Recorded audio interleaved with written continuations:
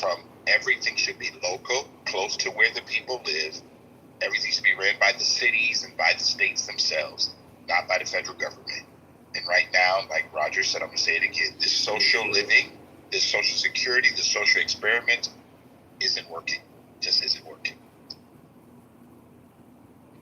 So, Roger, if I took your stance, right, and I'm running, and I believe the only person that could right now in today's environment, if he chose to, I mean, maybe Trump could end Social Security, but I mean, if I ran on that, how bad do you think I lose in an election? With all seriousness, how bad do you think I lose?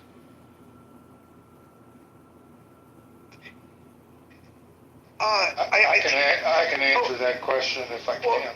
Well, yeah, but let me answer it my way first, and then I'd love to get your thoughts. You need to plant the seeds that this is a conversation that Americans have to have, and if you're afraid to plant the seeds, then you'll never let the idea grow.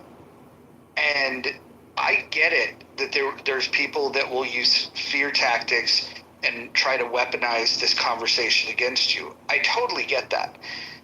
The point that needs to be made, though, is that we're doing it their way, and it's about to go broke. 2035, the trust fund is broken, completely emptied, and you'll only be able to fund 71% of the liabilities. We need to be able to speak honestly about that and educate people. The average American that is in support of having Social Security is because they think they're going to get it. If you tell them that we can only fund 71% of the liabilities, oh, and by the way, the Supreme Court has already ruled that this is not a promissory note. There is no guarantee of Social Security. Go look at what the Supreme Court has to say about this. I think what we have to do is we need to have that conversation that you're not guaranteed it, and the politicians have already spent that money. The trust fund will be broke in 2035, and the only ways that they're going to have to fix it is to raise Social Security tax, which is right now at $625. They can raise the limit on the income of what they tax. So essentially, both of those are raising taxes. Both of those are going to be unpopular. You can raise the age in which you collect. They continue to do that, but right now the standard age is 70. You can take it early at 67. You can wait longer and get even more money, but most people don't have that luxury. And then the other thing is you could reduce the benefit that people collect. That's not something that's exciting. But people need to understand, especially the people that beyond 2035, for somebody that's on Social Security now, and let's say they've got 5 years left to live, that's a problem that they kick down the road.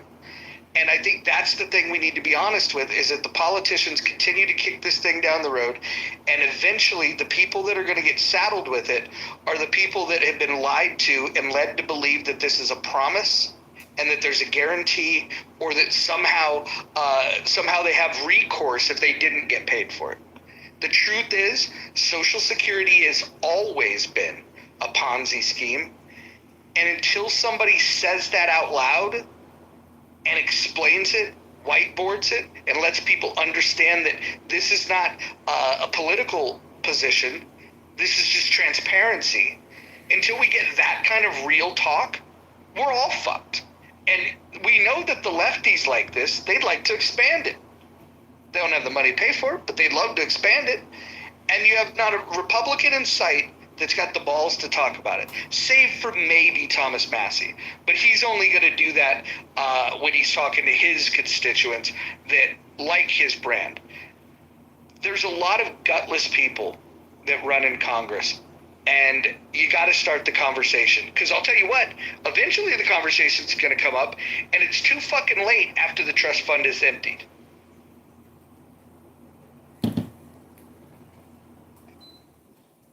Can I get a word in edgewise now? Oh, you can get it in edgewise. I hope you don't mind me having that right of response to